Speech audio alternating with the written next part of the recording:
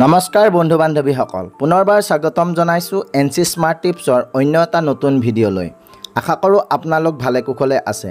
প্ৰিয় বন্ধু বান্ধৱীসকল, এই বছৰ অৰ্থাৎ 2025 বৰ্ষত দুৰ্গা পূজা কেতিয়া পালন কৰা হ'ব, মা দুৰ্গা কিহত আগমন কৰিব আৰু কিহত গমন কৰিব, ইয়াৰ ফলত আমাৰ ভক্তসকলৰ ওপৰত কেনেকুৱা প্ৰভাৱ পৰিব তাৰ বিষয়ে আজিৰ এই ভিডিঅ'টোত আলোচনা কৰিম। তাৰোপৰি দুৰ্গা পূজাৰ সময়ছোৱাত আমি কি কৰিব নালাগে তাৰ বিষয়েও উল্লেখ কৰিম। আশা কৰোঁ আপোনালোকে ভিডিঅ'টো শেষলৈকে মনোযোগ সহকাৰে চাব। ভিডিঅ'টো ভাল লাগিলে এটা লাইক কৰিবলৈ নাপাহৰিব আৰু যদি আমাৰ চেনেলটো এতিয়াও ছাবস্ক্ৰাইব কৰা নাই তেনেহ'লে ছাবস্ক্ৰাইব কৰি কাষত থকা বেল আইকনটো প্ৰেছ কৰি দিব। লগতে বন্ধুবৰ্গ আৰু পৰিয়ালৰ মাজত শ্বেয়াৰ কৰি তেওঁলোকক চোৱাৰ সুবিধা কৰি দিব। প্ৰিয় বন্ধু বান্ধৱীসকল, আৰু কেইটামান দিনৰ পিছতে আমাৰ মাজলৈ আহি আছে শাৰদীয় দুৰ্গা পূজা। দুৰ্গা পূজা অহাৰ লগে লগে সমগ্ৰ ভাৰতবৰ্ষতে এটা উৎসৱমুখৰ পৰিৱেশৰ সৃষ্টি হয়। সকলোৰে মনবোৰ আনন্দিত হৈ উঠে আৰু এটা সুন্দৰ পৰিৱেশ গঢ় লৈ উঠে। মান্যতা অনুসৰি দুৰ্গা পূজাত মা দুৰ্গা কৈলাশৰ পৰা সপৰিয়ালে পিতৃগৃহ পৃথিৱীলৈ আহে আৰু উক্ত দিনকেইটাকে দুৰ্গা পূজা হিচাপে পালন কৰা হয়। বন্ধু বান্ধৱীসকল, এতিয়া জানো আহক এই বছৰ অৰ্থাৎ 2025 বৰ্ষত শ্ৰী শ্ৰী দুৰ্গা পূজা কেতিয়া পালন কৰা হ'ব। পঞ্জিকা অনুসৰি এই বছৰ মহালয়া 21 ছেপ্টেম্বৰ দেওবাৰে পালন কৰা হ'ব আৰু এই দিনটোৰ পৰাই পিতৃপক্ষৰ অন্ত পৰিব আৰু দেৱী পক্ষৰ আৰম্ভ হ'ব। লগতে অমাৱস্যাও আৰম্ভ হ'ব উক্ত দিন অৰ্থাৎ 21 ছেপ্টেম্বৰৰ নিশা 12:14 পৰা আৰু এই অমাৱস্যা অন্ত পৰিব 22 ছেপ্টেম্বৰ সোমবাৰে নিশা 1:24। অন্যহাতে 22 ছেপ্টেম্বৰৰ সোমবাৰে প্ৰতিপদ তিথি পৰিব আৰু এই দিনটোৰ পৰাই শাৰদীয় নৱৰাত্ৰি আৰম্ভ হ'ব। এই বছৰ অৰ্থাৎ 2025 বৰ্ষত পঞ্চমী আৰম্ভ হ'ব 27 ছেপ্টেম্বৰ অসমীয়া 10 আহিন শনিবাৰে। মহাষষ্ঠী আৰম্ভ হ'ব 28 ছেপ্টেম্বৰ 11 আহিন দেওবাৰে। মহাসপ্তমী পূজা আৰম্ভ হ'ব 29 ছেপ্টেম্বৰ 12 আহিন সোমবাৰে। মহা অষ্টমী আৰম্ভ হ'ব 30 ছেপ্টেম্বৰ মঙলবাৰে 13 আহিনৰ দিনাখন।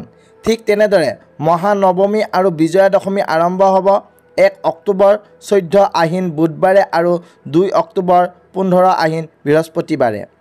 আহক এতিয়া বন্ধু বান্ধৱীসকল জানি লওঁ এই বছৰ দুৰ্গা পূজাত মা দুৰ্গা কিহেৰে ধৰালৈ আগমন কৰিব আৰু কিহেৰে কৈলাশলৈ গমন কৰিব আৰু ইয়াৰ ফলত আমাৰ ওপৰত কি প্ৰভাৱ পৰিব। ভিডিঅ'টো যদি আপোনালোকে এতিয়ালৈ চাই আছে তেনেহ'লে নিশ্চয়কৈ এটা লাইক কৰিবলৈ নাপাহৰিব। প্ৰিয় বন্ধু বান্ধৱীসকল, মা দুৰ্গা প্ৰতি বছৰে এখন বাহনৰ সৈতে কৈলাশৰ পৰা মৰ্ত্যলৈ আহে আৰু আন এখন বাহনেৰে মৰ্ত্যৰ পৰা কৈলাশলৈ গমন কৰে, অৰ্থাৎ মহাদেৱৰ ওচৰলৈ যায়। আকৌ কেতিয়াবা দেৱী যিখন বাহনত কৈলাশৰ পৰা মৰ্ত্যলৈ আহে আৰু একেখন বাহনতে আকৌ মৰ্ত্যৰ পৰা কৈলাশলৈ গমন কৰে, যিটো মৰ্ত্য লোকৰ বাবে একেবাৰে বেয়া বুলি মনা হয়। যোৱা বছৰ মা দুৰ্গাৰ আগমন আৰু গমন একে বাহনতে হৈছিলে, কিন্তু এই বছৰ অৰ্থাৎ 2025 বৰ্ষত মা দুৰ্গা দুখন বেলেগ বেলেগ বাহনেৰে কৈলাশৰ পৰা মৰ্ত্যলৈ আহিব আৰু মৰ্ত্যৰ পৰা কৈলাশলৈ গমন কৰিব। পঞ্জিকা অনুসৰি সপ্তমী পূজাৰ দিনাখন মা দুৰ্গাৰ ধৰালৈ আগমন হয় আৰু গমন হয় বিজয়া দশমীৰ দিনাখন। এই দুটা দিন সপ্তাহৰ কোন বাৰে পৰিব তাৰ ওপৰত নিৰ্ভৰ কৰি দেৱী অহা যোৱা বাহন নিৰ্ধাৰণ হয়। শাস্ত্ৰ অনুসৰি সপ্তমী আৰু দশমী অৰ্থাৎ দেৱীৰ আগমন আৰু গমন দেওবাৰ বা সোমবাৰে হ'লে দেৱীৰ বাহন হয় গজ বা হাতী।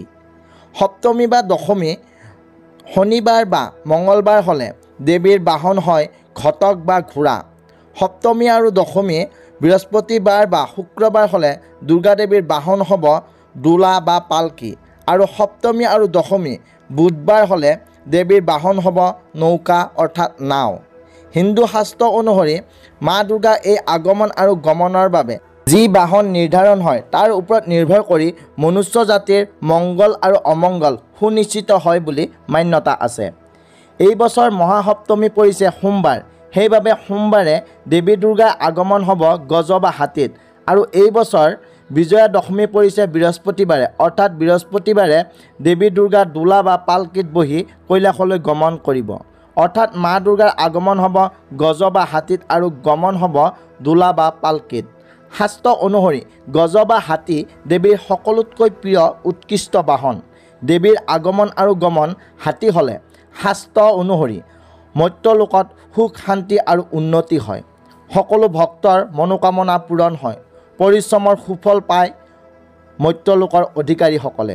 অতিবৃষ্টি বা অনাবৃষ্টি নহয়, যিমানখিনিৰ প্ৰয়োজন ঠিক সিমানে হয়, যাৰ ফল আমি এতিয়া ভোগ কৰিছোঁ। কিন্তু এইবাৰ দেৱীৰ গমন মৰ্ত্যবাসীৰ বাবে একেবাৰে শুভ নহয়। এই বছৰ দেৱী কৈলাশত গমন কৰিব দোলা বা পালকিত। শাস্ত্ৰমতে দেৱী দুৰ্গা দোলাত গমন কৰিলে মৰ্ত্যলোকত ভূমিকম্প, মহামাৰী, যুদ্ধ, অতিমৃত্যু অনিবাৰ্য। অৰ্থাৎ এই বছৰ মা দুৰ্গাৰ আগমন শুভ হ'লেও দেৱীৰ গমন কিন্তু মৰ্ত্যবাসীৰ বাবে একেবাৰে শুভ নহয়। বন্ধু বান্ধৱীসকল, এতিয়া জানো আহক আমি দুৰ্গা পূজাৰ সময়ছোৱাত কোনবোৰ কাম কেতিয়াও ভুলতো কৰিব নালাগে, যাৰ পৰা মা দুৰ্গা ৰুষ্ট হয়। সৰ্বপ্ৰথমে মা দুৰ্গাই কেতিয়াও কোনো ভক্তকে পূজা অৰ্চনা কৰিবলৈ বাধ্য নকৰায়। কিন্তু যদি আপুনি দুৰ্গা পূজাত মাক পূজা অৰ্চনা কৰে বা ব্ৰত ৰাখে, তেনেহ'লে সম্পূৰ্ণ শ্ৰদ্ধা, ভক্তি আৰু বিশ্বাস সহকাৰে কৰক। মাৰ আৰাধনা কৰাৰ সময়ত কোনো ধৰণৰ শংকা বা মনত বেয়া ভাৱ কেতিয়াও নানিব, কিয়নো যিটো মনত শংকা আৰু বেয়া ভাৱ থাকে তেনেকুৱা মন কেতিয়াও শান্ত আৰু শুদ্ধ নহয়। আৰু শান্ত মনেৰে পূজা পাঠ কৰাটো কোনো কাৰণতে বেয়া নহয়। দুৰ্গা মাৰ প্ৰতি সদায় সন্মান আৰু শ্ৰদ্ধা ভাৱ ৰাখিব। দ্বিতীয়তে, দুৰ্গা পূজাৰ সময়ছোৱাত আপোনালোকে মুখৰ পৰা বেয়া শব্দ, কাৰোবাক সমালোচনা কৰা, গালি গালাজ কৰাৰ পৰা দূৰত থাকিব লাগে, কিয়নো আমি যিখন মুখেৰে উক্ত সময়ছোৱাত মা দুৰ্গাৰ মন্ত্ৰ জপ কৰিম, আৰতি কৰিম, সেই মুখখন আৰু মনটো পবিত্ৰ হোৱাটো অতিকে প্ৰয়োজন। তৃতীয়তে, দুৰ্গা পূজাৰ সময়ছোৱাত আপোনালোকে কেতিয়াও আমিষ আহাৰ গ্ৰহণ নকৰিব। লগতে মদ, ভাং, বিড়ি, চিগাৰেট আদিবোৰৰ পৰাও আঁতৰত থাকিব, কিয়নো ইয়াৰ দ্বাৰা মনুষ্যৰ মন আৰু মগজু নিয়ন্ত্ৰণ নাথাকে। চতুৰ্থতে, উক্ত দিনকেইটাত আপোনাৰ ঘৰলৈ সহায় বিচাৰি অহা কোনো ব্যক্তি বা সৰু ছোৱালীক কেতিয়াও খালী হাতে ঘৰৰ পৰা নপঠিয়াব। কাৰোবাক সহায় কৰিলে মা সন্তুষ্ট হয় আৰু প্ৰয়োজনীয় লোকক সহায় কৰিলে মা দুৰ্গা আপোনাৰ ওপৰত অতিকে প্ৰসন্ন হৈ থাকে। আৰু সৰু ছোৱালী দুৰ্গা মাৰ আন এটা ৰূপ।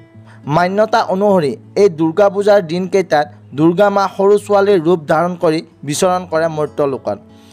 পঞ্চমতে, দুৰ্গা পূজাৰ সময়ছোৱাত অৰ্থাৎ মহালয়াৰ দিনাৰ পৰা আৰম্ভ কৰি বিজয়া দশমীলৈকে কোনোদিনে দিনৰ ভাগত শুব নালাগে। শ্ৰী বিষ্ণু পুৰাণ অনুসৰি দুৰ্গা পূজাৰ সময়ছোৱাত দিনৰ ভাগত শোৱাটো বৰ্জনীয়। প্ৰিয় বন্ধু বান্ধৱীসকল, আজিৰ ভিডিঅ'টো ইমানেই আছিলে। আশা কৰোঁ আপোনালোকে দুৰ্গা পূজাক লৈ মনত থকা ধাৰণাসমূহ দূৰ হৈছে। যদি আমালৈ কিবা প্ৰশ্ন থাকে তেনেহ'লে নিঃসন্দেহে কমেণ্ট বক্সত জনাব বুলি আশা কৰিলোঁ। আৰু যদি আমাৰ ভিডিঅ'টো ভাল পালে তেনেহ'লে নিশ্চয়কৈ এটা লাইক কৰিব আৰু চেনেলটো ছাবস্ক্ৰাইব কৰি কাষত থকা বেল আইকনটো প্ৰেছ কৰি দিব। লগতে কমেণ্ট বক্সত ভক্তি সহকাৰে জয় দুৰ্গা মা বুলি লিখিবলৈ একেবাৰে নাপাহৰিব। অন্য এটা নতুন ভিডিঅ'ৰ সৈতে পুনৰ লগ পাম, তেতিয়ালৈকে আহিছোঁ। ধন্যবাদ।